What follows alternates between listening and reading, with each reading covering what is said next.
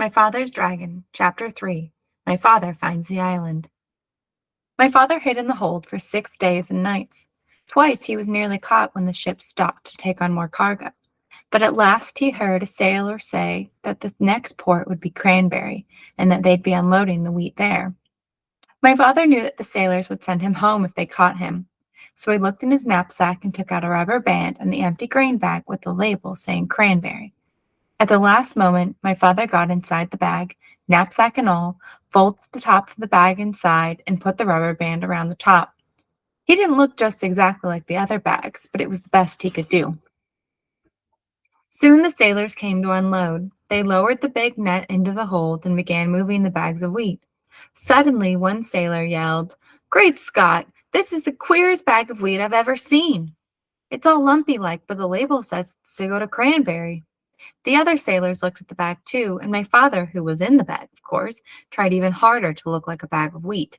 Then another sailor felt the bag, and he just happened to get hold of my father's elbow. "I know what this is," he said. "This is a bag of dried corn on the cob." Into the big net along with the bags of wheat. This all happened in the late afternoon, so late that the merchant in Cranberry who had ordered the wheat didn't count his bags until the next morning. He was a very punctual man and never late for dinner. The sailors told the captain, and the captain wrote down on a piece of paper that they had delivered 160 bags of wheat and 1 bag of dried corn on the cob. They left the piece of paper for the merchant and sailed away that evening. My father heard later that the merchant spent the whole next day counting and recounting the bags and feeling each one trying to find the bag of dried corn on the cob. He never found it because as soon as it was dark, my father climbed out of the bag, folded it up, and put it back in his knapsack. He walked along the shore to a nice sandy place and lay down to sleep. My father was very hungry when he woke up the next morning. Just as he was looking to see if he had anything left to eat, something hit him on the head. It was a tangerine.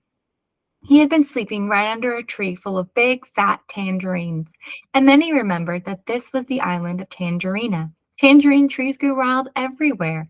My father picked as many as he had room for, which was 31, and started off to find Wild Island. He walked and walked and walked along the shore, looking for the rocks that join the two islands.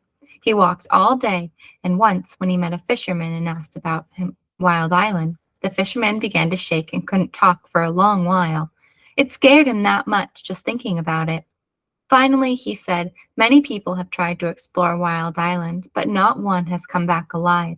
We think they were eaten by the wild animals." This didn't bother my father. He kept walking and slept on the beach again that night.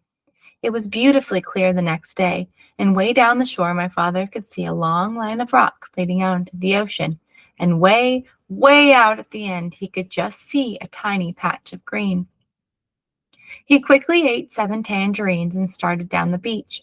It was almost dark when he came into the rocks, but there, way out in the ocean, was the patch of green.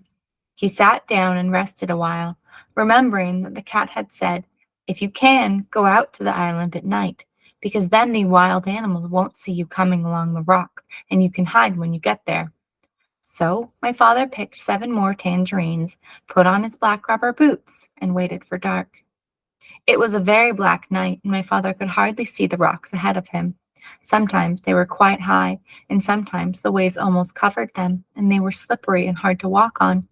Sometimes the rocks were far apart, and my father had to get a running start and leap from one to the next. After a while, he began to hear a rumbling noise. It grew louder and louder as he got near to the island. At last it seemed as if he was right on top of the noise, and he was.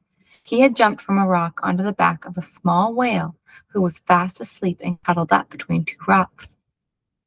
The whale was snoring and making more noise than a steam shovel, so it never heard my father say, "Oh, I didn't know that was you," and it never knew my father had jumped on its back by mistake. For 7 hours my father climbed and slipped and leapt from rock to rock, but while it was still dark, he finally reached the very last rock and stepped off onto Wild Island.